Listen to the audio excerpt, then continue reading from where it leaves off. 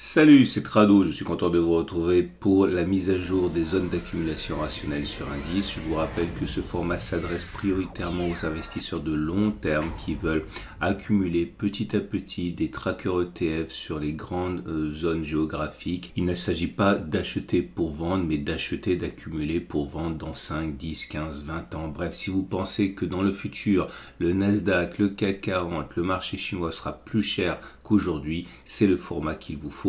On va commencer tout de suite avec l'US 500, enfin le SP500. C'est la référence pour ceux qui veulent investir dans les 500 plus grandes capitalisations américaines. Et regardez la chance que l'on a eu de venir faire cette rotation supplémentaire et de venir toucher le support des 45-35, 45-50 zones d'accumulation rationnelle. On a rebondi en ligne droite pour venir malheureusement se heurter à une falaise, la résistance hebdomadaire des 47-42, 47-06 qui a résisté de manière implacable aux assauts haussiers depuis maintenant des semaines et des semaines. La tendance de long terme est haussière, on est au-dessus de la M200 qui monte, la tendance de fond est aussi au-dessus de la M50 qui monte. Mais le problème, malgré le fait que l'on est clôturé au-dessus de la zone orange, bref, malgré le fait que l'on ait cassé la résistance et clôturé sur des plus hauts historiques, on est toujours sous le coup de la résistance hebdomadaire, donc encore plus importante. Je suis en train de dire simplement qu'il est dangereux d'accumuler sur cette zone alors que normalement on le ferait car on est sur une résistance, malgré le fait que l'on ait eu une clôture encourageante en données journalières. Zone d'accumulation rationnelle, une clôture au-dessus de la résistance hebdomadaire mais en données hebdomadaires, c'est-à-dire un vendredi, ou alors encore un retour sur le support des 45-35, 45-50. Mais pour l'instant, vous voyez, je le dis une fois, je ne le redirai pas par la suite, mais on ne cherche pas à savoir où va le cours, on ne cherche pas à acheter au meilleur prix, on achète simplement sur les zones d'accumulation rationnelle, des zones où les accélérations sont plus probables à la hausse qu'à un autre moment. Regardez les bougies Aiki-Nashi, toujours important pour savoir la pression qui est en cours. Comme vous pouvez le constater, c'est bien une pression haussière qui est en place, malgré le fait que nous soyons arrivés sur une résistance. Ce sont des bougies grandes, vertes, sans mèche basse, donc la pression est clairement haussière encore pour l'instant. Si ce sont les fleurons de la technologie américaine qui vous intéressent, et bien là aussi, vous avez bien fait d'accumuler sur la zone d'accumulation rationnelle, c'était il y a 4 jours, des 15 690, 15 540, c'était déjà la zone qui nous avait sauvés en début de mois. Nous ne sommes pas pour l'instant au contact de la résistance hebdomadaire ni journalière comme on l'a été sur le SP500, on n'a donc aucune raison d'accumuler sur le niveau actuel. Si on retourne sur cette zone d'accumulation rationnelle des 15 650, 15 710, ce sera pour moi l'occasion d'accumuler encore comme une clôture au-dessus des 15 670, enfin cette zone grise. Là, mais encore une fois, même problème, il faudrait une clôture en vendredi pour garantir une clôture en données hebdomadaires, puisque c'est également une clôture hebdomadaire. Entre les deux, pas grand chose à faire, mais on a déjà accumulé régulièrement. Tendance de long terme haussière, tendance de fond haussière, les bougies Aiki-Nashi montrent que la pression est haussière également, avec des grandes bougies vertes sans mèche basse. Et si c'est maintenant le marché européen sur lequel vous voulez être positionné, l'Eurostoxx 50 et le tracker que vous voulez suivre, effectivement, ce sont les 50 plus grosses capitalisations européennes. Et là aussi, quelle chance d'être venu récupérer une occasion sur le support journalier hebdomadaire des 40, 60, 39, 70. C'était en début de semaine, c'était lundi. Depuis, on a rebondi très violemment, préservant la M200 et la M50. C'est-à-dire que la tendance de long terme et la tendance de fond sont haussières. Zone d'accumulation rationnelle, un retour sur cette même zone, ou alors la cassure de la résistance journalière 42,90, 42,80. Si on clôture au-dessus, ce serait une zone d'accumulation rationnelle, mais attention, on n'a pas du tout récupéré encore les plus hauts qui avaient été inscrits au mois de novembre. Donc là, le chemin peut être dégagé éventuellement jusqu'à la résistance hebdomadaire 44,15, 43,80, mais il faudra s'attendre à des difficultés sur cette zone. Pour l'instant, les bougies Aiki-Nashi ne montrent pas de signe de faiblesse, bien au contraire, bougie verte sans mèche basse. Aucune raison a priori de penser que on commence à baisser et qu'on ait terminé la progression. Mais encore une fois, je le répète encore, aucune raison non plus d'essayer de deviner où on va. On se contente de profiter des bonnes affaires quand on revient sur les zones d'accumulation rationnelle. Tout ce dont vous avez besoin, c'est avoir la conviction qu'on sera plus haut dans quelques années que maintenant.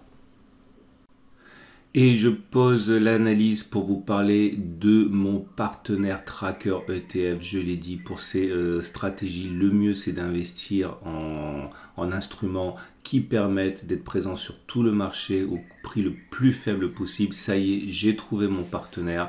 On est en train de signer le contrat de partenariat parce que bon, c'est un sponsor, donc il faut faire les choses bien. Vous aurez donc l'occasion à la fois de trouver le broker qui me semble le meilleur pour ma stratégie, un broker avec des tarifs faibles, un broker avec un choix immense, et également, si vous le désirez, apporter votre soutien à mon travail en passant par mon partenariat pour trouver votre courtier préféré. Ça sera disponible normalement avec les retours de documents pour le premier jour de 2022. On enchaîne donc cette fois avec le France 40, avec le CAC 40 pour ceux qui veulent investir sur les 40 plus grosses capitalisations françaises. Et comme vous pouvez le voir, là aussi la stratégie a miraculeusement fonctionné encore et encore. J'enlève ça parce qu'on n'en a pas besoin, voilà. Regardez la tendance de long terme est haussière, on est au-dessus de la M200 qui monte. On a également la tendance de fond qui est haussière puisqu'on est au-dessus de la M50 qui monte. Là aussi, hein, le rebond sur le support journalier qui a eu lieu lundi a été fantastique. 67, 64, 65, 85, une zone pour recharger. On a réussi du coup à se libérer de cette résistance journalière des 70, 80, 110, 00. J'ai laissé pour que vous compreniez l'enjeu actuel.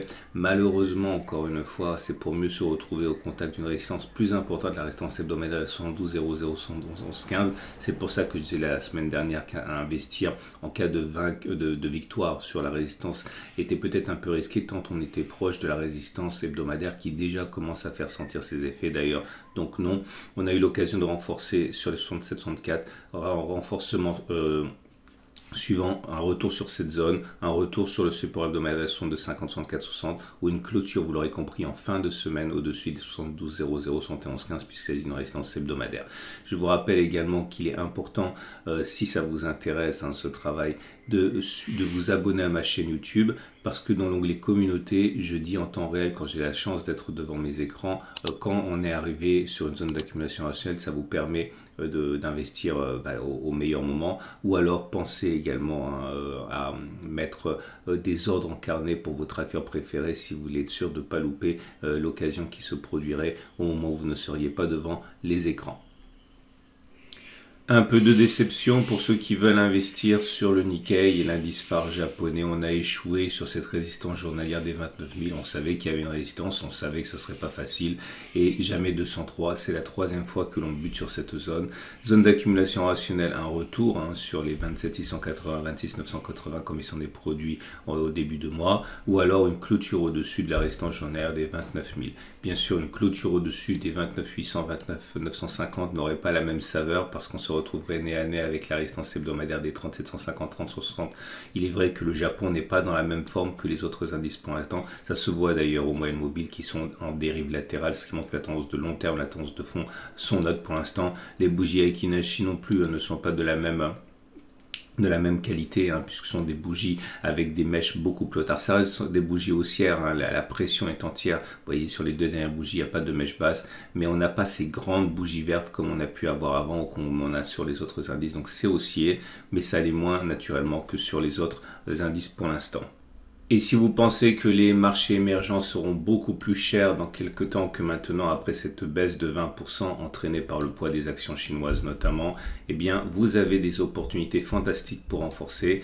On a créé ici un support qui a été cassé, qui a changé de polarité, qui est devenu résistance. On a créé également un support ici à 1180, 1189. J'espérais qu'on aille chercher le support hebdomadaire des 1160, 1110. Ça n'a pas été le cas. En tout cas, pour l'instant, et si on s'en tient simplement aux règles, on est dans un canal descendant. Il n'y a aucune raison pour qu'on ait fini de baisser, mais on n'en sait rien. Zone d'accumulation rationnelle, le support journalier 1180, 1189. On peut également accumuler un petit peu si on clôture au-dessus des 1210, 1231. Et en cas de clôture au-dessus des 1260, 1255, je vous rappelle qu'il s'agit d'investir petit à petit. Surtout, c'est la base de la méthode. On ne fait pas d'investissement unique pour pouvoir renforcer systématiquement lorsqu'on a des occasions. La tendance de long terme est baissière, la tendance de fond est baissière. Mais attention, les bougies Aikinashi sont de meilleure facture maintenant avec ces bougies vertes de taille conséquente qui montrent que la tendance haussière pourrait bien se mettre en place. En tout cas, la pression est bien là. Je répète, on n'est pas sur une zone d'accumulation rationnelle. Il faudrait clôturer au-dessus des 12,31, revenir sur le support journalier 11,80, 11,89 ou encore idéalement sur le support hebdomadaire des 11,60, 11,10.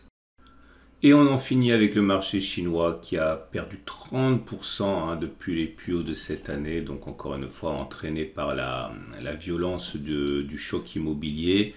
Et nous sommes toujours dans la zone de support hebdomadaire et c'est une très belle zone de support dont on peut tirer parti. Alors, elle est très profonde cette zone de support, on peut encore envisager de perdre 6%, 7% en y restant. Donc à titre personnel je considère que c'est une zone d'accumulation rationnelle, mais pouvoir éventuellement renforcer si on baisse encore de 5% constituerait une autre opportunité. Ça ne remet pas en cause la tendance qui est baissière avec les cours en dessous de la M200 qui monte, la M50 qui descend pardon, et la M50 qui descend, mais vous pensez bien que si vous imaginez qu'on ne va pas rester à moins 30% par rapport au plus haut, vous êtes sur des zones ici qui sont de véritables chances d'investissement.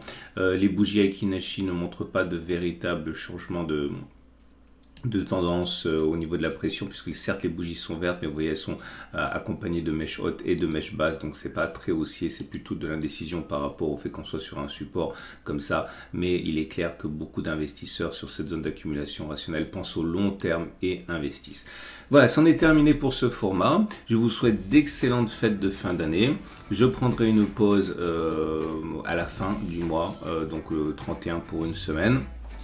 Je vous invite également à être un petit peu patient. D'ici encore une fois une semaine, vous aurez le nom de mon partenaire privilégié, le meilleur pour pratiquer en fait la méthode d'accumulation rationnelle. Je vous souhaite encore une fois de très bonnes fêtes et n'oubliez pas de vous abonner à ma chaîne YouTube si vous avez aimé pour ne pas oublier les mises à jour et également de revenir sur l'onglet communauté de ma chaîne YouTube où encore une fois je mentionne le retour sur zone d'accumulation rationnelle en semaine si je les perçois à temps.